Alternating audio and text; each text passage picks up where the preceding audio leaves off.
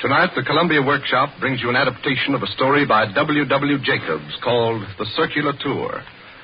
This story depends for much of its comic excellence upon the dialect in which it is originally written. The piece has been adapted for radio by Eustace Wyatt.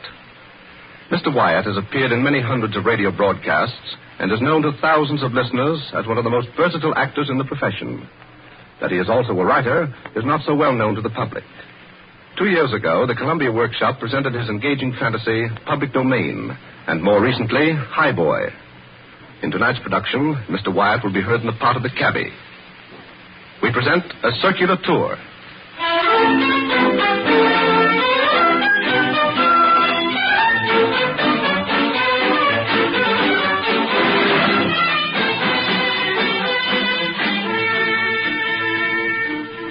A Circular Tour is one of the many reminiscences of the Night Watchman concerning three of his hardy seagoing pals, Ginger Dick, Old Sam Small, and Peter Russet. The Night Watchman has propped himself comfortably against the niggerhead on the wharf in the little fishing village of Huxtable. Taking a long pull at his blackened clay pipe, he's pondering a question put to him by his companion, the vacationing artist. The visitor is speaking. But I suppose sailormen don't often get sick when they're ashore, do they? Oh, yes, Governor. More often than you'd think. I remember the time old Sam Small got sick. Thought he was a-dying. Him and Ginger Dick and Peter Russell were sharing a room at the time. They all came home about 10 o'clock one night. I remember the time because I was just after the pubs closed. None of them was feeling very well. Something they ate, I suppose. But old Sam said he felt so horrible, he went to bed in the fireplace with his head right under the chimbley. Long about 11:30, he started an horrible groaning. Oh, Ginger, won't nobody come and help me? I'm dying. Wake up and help me. Ginger! Ginger! Oh, is that you, Sam? Well, what you making them horrible noises for? What's the matter? Oh, I'm very sick, Ginger. I believe I'm dying. Goodbye, Ginger. Goodbye, Sam. And be as quiet as you can about it. I wants to get some more sleep. And I wouldn't wake up Peter if I was you. Fair terror he is when he's woke up. Well, goodbye. But that's a nice way to treat a pal, ain't it? Peter! Peter! Wake up, Peter. I'm dying. Oh, what a thing to do in the middle of the night. Why can't you wait till morning? What's the matter, Peter? Ain't Sam dead yet? Not yet, Ginger. Bad half dead, I should think. And he's been using terrible language. Poor old Sam. It's sitting on him hard, ain't it? You feel any pain, Sam? Pain? Why, me innards is like a boiler factory. Peter, I think you're wrong. He looks more than half dead to me. About 3/4, I should say. Oh. Well, never mind, Sam. It won't be long now. Don't you think we'd better undress him, Peter? It ain't decent to die with your clothes on. I think I'd better have a doctor. No, you, Sam. You're past doctors. You'd better have your last moments in peace, Sam, and keep your money for the funeral. You go and get me a doctor, you murderers. Go on, or I'll come back and haunt you with me ghost, you lopsided swab. Oh, I suppose you might as well humour him, Peter. I'll go and get a doctor, and you stay here and comfort him. Oh. It might be too late by the time I gets back. Goodbye, Sam, if I don't see you again. Nice pair of pals, aren't you? Watching of me die without even raising a finger to help me. We was only doing it for your own good, Sam. And what's the use of spending your bit of money on doctors when the end's so near and certain? Sinful waste, I calls it. Well, it's my money, ain't it? And if I'm going to die, I shan't want it anyway, shall I? No, Sam, you won't want it. But there's others, Sam. There's others. Well, of all the arse... There he is, Governor. Here you are. I brought the doctor, Sam. Good evening, my man. Not feeling very well, are you? Tain't me what's ill. It's him. What, you a doctor? You looks more like a undertaker to me. No, his brother's an undertaker. Very convenient, too, in a case like this, if you ask me. Well, why don't he get on with his doctor? Open your shirt, please. That's right. Now, take a long, deep breath. Say, ah.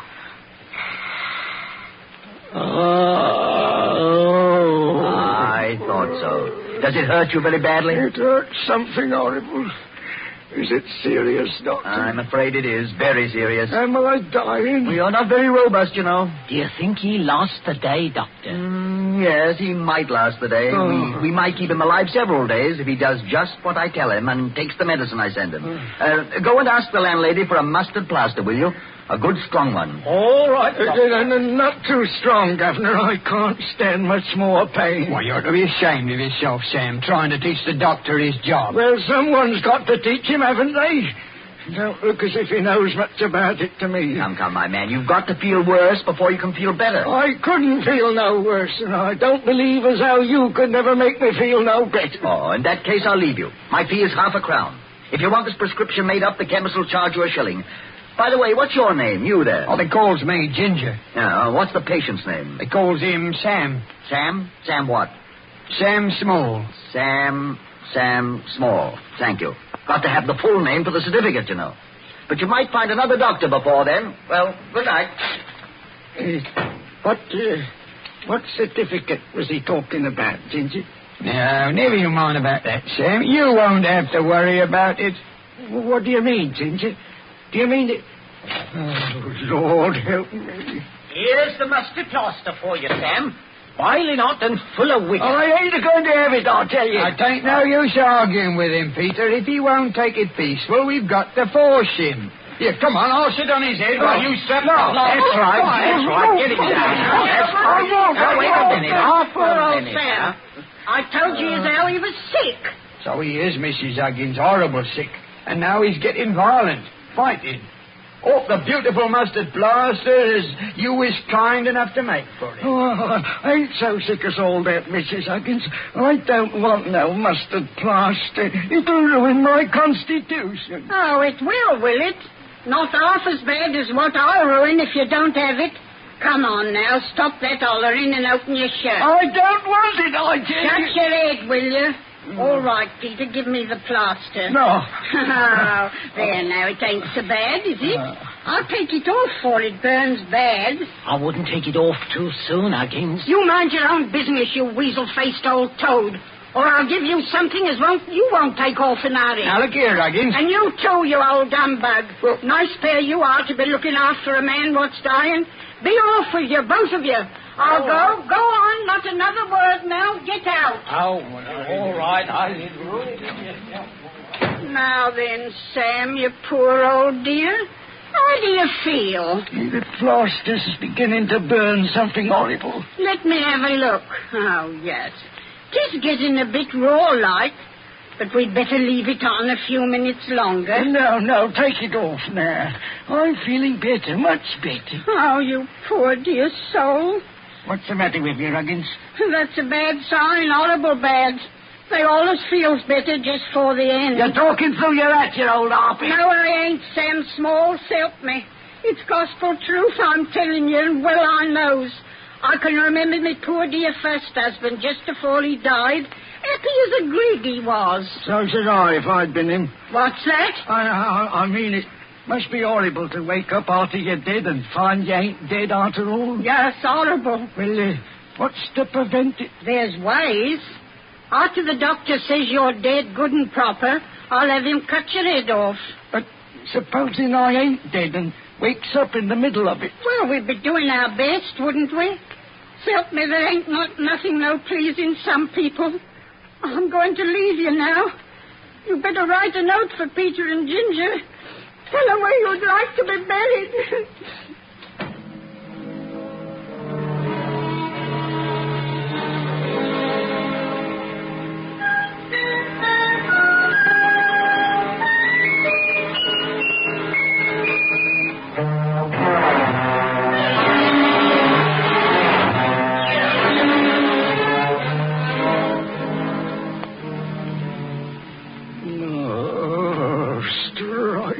If I ever gets my hands on that there Huggins, she won't have to worry about burying her second husband. Why, she worse. Why, Peter, if he hasn't gone and took all his clothes off. Oh, yes. Oh, look at his chest, like a piece of raw beef. What do you mean, going out and leaving me to burn to death with a mustard plaster? We come back a couple of hours ago, Sam, but you were sleeping so peaceful like. We crept out and went and had an half pint at the Horse and Plough, just to keep our hearts from breaking. Oh? Yes. Yes. And while we was there, we got an inspiration. Yes? Yes. How would you like to go to an hospital, Sam? An hospital? Me? Yes, wonderful victuals. Jelly and ham and herrings and tripe and onions and beautiful nurses to feel your pulse and wait on your hand and foot. And you won't keep your best friends awake at night of breaking their hearts with your horrible groans. And who's going to pay for it? All the money I've got is the 22 quid in my trousers pocket. Oh, that's the beauty of it, Sam. The parish pays for it. You can keep what you've got to give to your loving friends, what's always taking such good care of you. Yes. Well, how does I get to the hospital? Well, we'd have to take a cab. I've just told Peter to go out and get one. And who pays for it? Oh, well, you'll have to pay for that, Sam. Well, why don't the parish do it? The parish is this funny thing, Sam. They'll help a bloke to die, but they won't help him to live. But I ain't dying now, Ginger. You will be when you gets to the hospital. I got a cab for you, Sam. Oh, you like the driver. Quite a card he is. What kind of a cab is it? Hansom or four-wheeler? Four-wheeler, of course. Couldn't take a sick bloke like you in an hansom. All right. Here, give me a hand to put my clothes on. Oh, better not bother about clothes, Sam. They'll only burn them at the hospital. No, wrap yourself up in a blanket in the counterpane, and me and Peter will carry you downstairs. But what about me money? There ain't no pockets in the blanket and the counterpane. Oh, I'll look after your money for you. Pay the cabman and everything. You open the door, Peter. That's right. Now, off we go.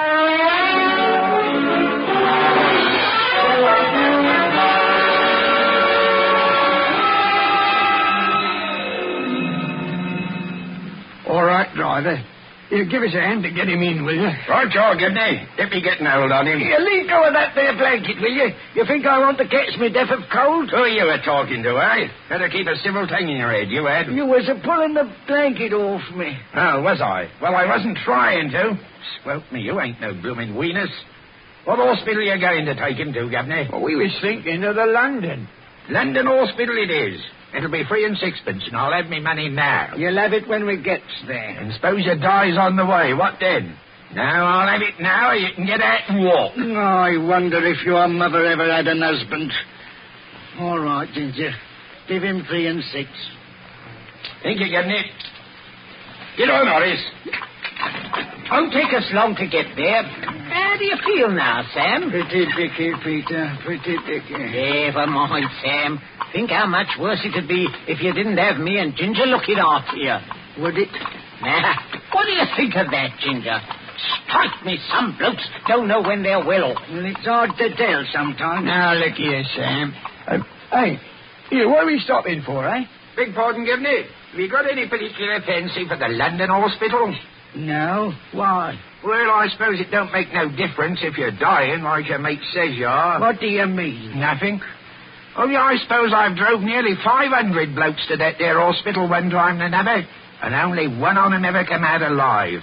And he was smuggled out in a bread basket by a bloke as had lent him 5 quid. Now, if I was you, I'd try the Charing Cross. It's a good hospital. They only loses 4 out of 5 over there. All right, drive me there. Yeah, it's a longish way and costs you another half a crown.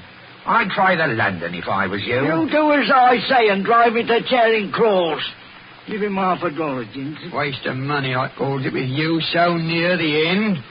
All right, if you say so. Well, here you are, driver. Thank you, Gibney. And if you give me another 4 bob, I'll take you along to Guy's Hospital. Maybe you can find a bed for him there. 4 bob? Why, that'll make an half a thick un with what we give you already. It's right, Gibney. Well, it's a outrage. Never mind. Give it to him, Ginger. I don't want to die in the street. You'd save us a lot of money if you was to. Half a thick un. Oh, blimey. All right, here you are, driver. You wait a minute. Oh, I'm going to cross to that pub. See, to get something to pull myself together. You coming, Peter? I don't think as how an half a pint would do me any harm. Me neither. I'll come with you. And what about me? I want one too. Don't leave me alone. All right, Sam, we'll send one out for you. Good evening, gentlemen.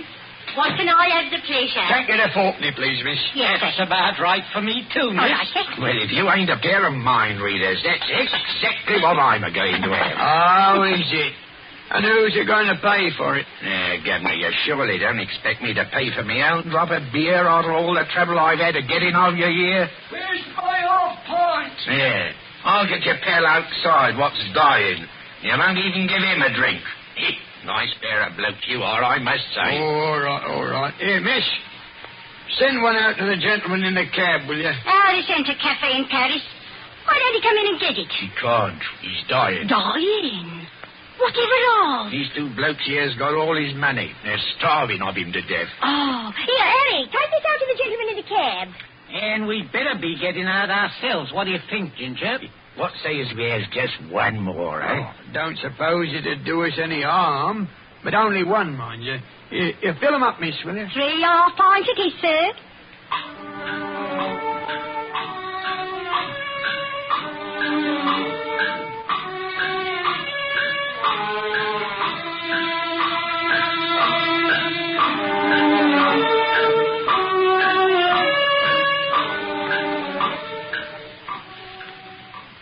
Hey, hurry up, can't you?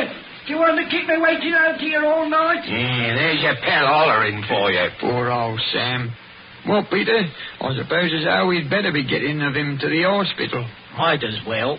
We can stop and have another one on the way back. That's right. Come on, driver. It's a nice way for a couple of pals to treat a bloke, I don't think. Now then, Sam, don't get peevish. We've got to have a drop of lotion driving all over London on a night like this. I should think we had.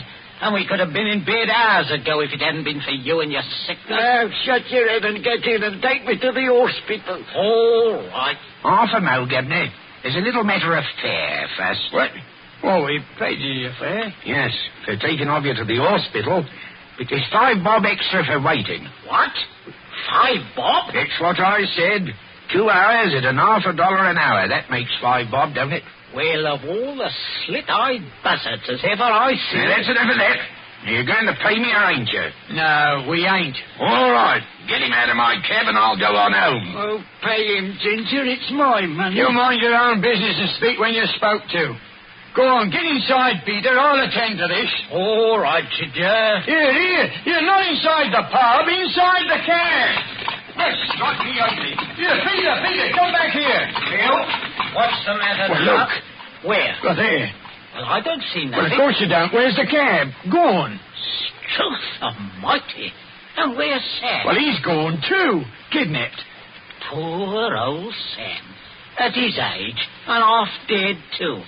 What are we going to do, Ginger? Yeah, let's go in and have half a pint and talk it over. I've got his money in my pocket. More than 20 quid. You can buy a lot of beer with 20 quid.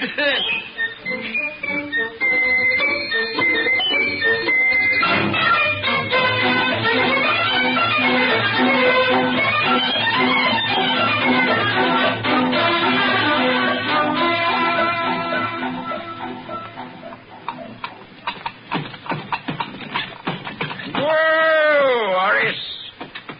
Hello. Is this the hospital? Hey, watch this. I thought as how I'd put you out of this here cab. Well, if you'll have another look, you'll find as how you didn't. Is this the hospital? No, it ain't. Then what are we stopping for? Because this is as far as we're going. Where are we? We're home. At least me and Horace is. This is Horace's stable. And a very nice stable it is, too. Ain't it, Horace? Come on. You hitch that there animal up again and take me to the hospital. Oh, yes? Yes. And if you don't do it immediate, I'll go for the police. Well, go for him. And mind you don't catch cold on the way. Come on, Horace. Here. If you don't come back, I'll give you in charge for kidnapping me. Kidnapping? It's a good one. Who do you think wants to kidnap you? You can go as quick as you want to. The quicker the better, because I'm going to bed as soon as I give Horace his oats. Oh, well, how can I go anywhere like this? Walk. Do you expect me to walk all over London in nothing but a blanket? I don't expect nothing no more. I've had so many horrible disappointments in my life. Ain't you got any sense? I can't stay here all night. You can if you want to. You can sleep with Horace. What would you do if you was me? Well, if I was you, the first thing I'd do would be to keep a civil tongue in my head. I wouldn't go about accusing hard-working men of kidnapping. But that was only a joke. Oh, I'm very fond of my little joke. So am I. But I've always found as jokes comes very expensive. I ain't a kidnapping of you, am I? No, certainly not. Of course I ain't. Then the next thing I'd do, if I was you, would be to ask the bloke what owns this nice warm stable, that's me, to let me have a night's lodging in it for £0.50. £0.50? That's right. Then in the morning, if I was you, I should ask the bloke to take a letter to me mates asking them to send me a suit of clothes and 11 and sixpence. 11 and 6? Yes. 5 bob for 2 hours waiting, 4 bob for driving of your year, and £0.50 for sleeping in the stable. That's fair, ain't it? I suppose it's got to be. That's all right, then.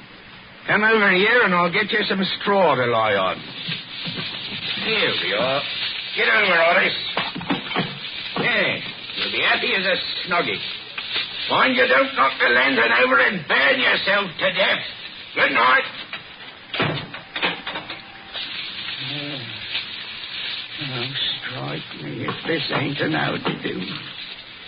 How can a bloke get any sleep with that there animal fidgeting about like that?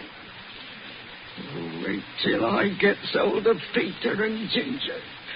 Wait till I gets an hold of them. What a pair of pals. What a pair of pals.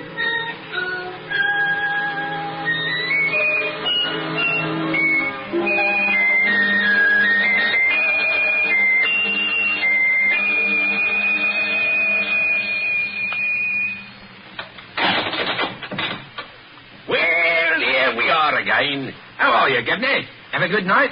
Might have been better. Well, what do you expect for £0.50? Strike me, there ain't no satisfying some people. So I've noticed. What's that? Nothing. What you got in that basket? It's me breakfast. Oh. Tea and fresh bread and butter and bloaters. Nothing like a bloater for breakfast, I says. Did you think you could get me some? Sorry, Governor. We ain't got never one in the house. Oh, blimey. Still, I hates to see a bloke go hungry. I'll let you have this if you'll make that letter for £1 instead of 11 and sixpence. £1? It's highway robbery. Take it or leave it. I just as soon eat it myself. All right. I'll take it. Give it here. Half a mo, Governor. How about writing that there letter? I'll write the letter as soon as I finish my breakfast. Oh, no. You'll finish the letter before you get your breakfast. Here's paper and pencil. Do you want it? All right. What's your mate's name? The one what's got the money? Ginger. All right. Now write what I tells you. Ready? Dear Ginger. Why should I call him that? We ain't married. Shut your head. Dear Ginger. Dear Ginger. What is the bearer of this here? What is the bearer of this here? Has given me a comfortable night's lodging. Has given me a comfortable night's lodging. And a nice hot breakfast. Well, I haven't had it yet. You won't never have it unless you hold your jaw and writes what I told you. Come on. And a nice hot breakfast. And a nice hot breakfast. And I would like you to give him... And I would like you to give him... a suit of clothes for me. A suit of clothes for me. And £1 for himself. And a £1 for himself. For valuable service rendered. For valuable service rendered. And God forgive me. Here, don't put that in. All right. Yours respectable, Sam Small. Yours respectable, Sam Small. Is that all? That's all. Give it to me. Righto, here's your breakfast. I'm going to take this letter now, and I'll be back at 4 o'clock. Well, that's 9 hours. I can't wait here all that time. I've got to earn me living, haven't I? Look here. You take me home in a cab, and I'll give you the money when we get there. I couldn't trust you. You'd run into the house and slam the door in my face. No, I wouldn't. You could leave me in the cab a couple of streets away while you went and got the money from Ginger. Oh, I couldn't get out in this blanket. All right. Make this here letter for 30 bob instead of a quid, and I'll go you. 30 bob? 30 bob it is. Very well. Give it to you. There you are, 30 bob. That's right. Get in the cab and we'll have you home in no time.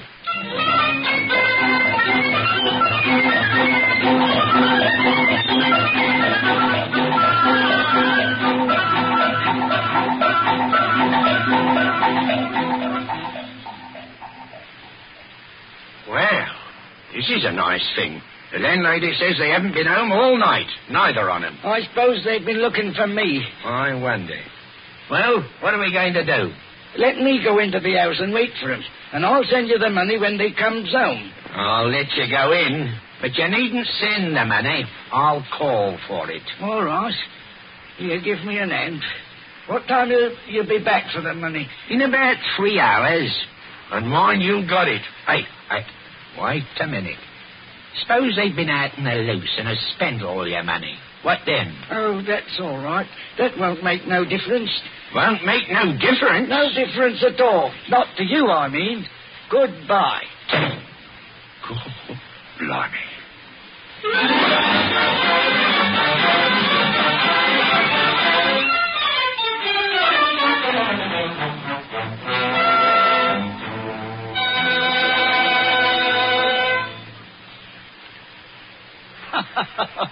Good old Sam. He wasn't quite such a fool as he seemed, eh? Lord love you, no, sir. Sam wasn't no fool. Stupid like, but he wasn't no fool. Did they ever hear from the cabman again? Nary a word, sir. What happened when Peter and Ginger returned? Well, they'd had a bit of a fracas like for a while, and they all made it up and was friends again. Had Peter and Ginger spent all Sam's money? Lord love you, no, sir. They wasn't that kind to do the likes of that. Sammy got to feeling better right away.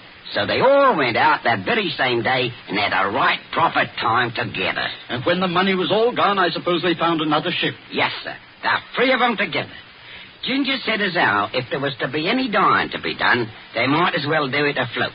Because then they'd be slipped over the side and it wouldn't cost them nothing for a funeral. Yes, sir. Sailors are queer critters, they are. They certainly are.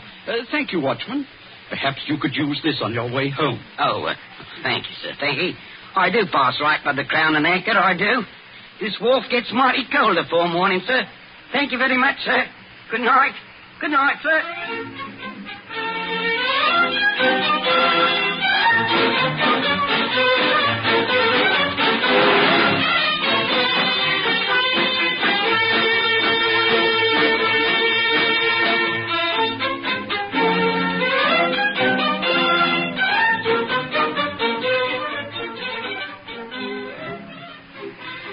The Columbia Workshop has brought you A Circular Tour by W. Jacobs, adapted for radio by Eustace Wyatt. Original music was written and directed by Alexander Semler. The entire production was under the direction of Earl McGill.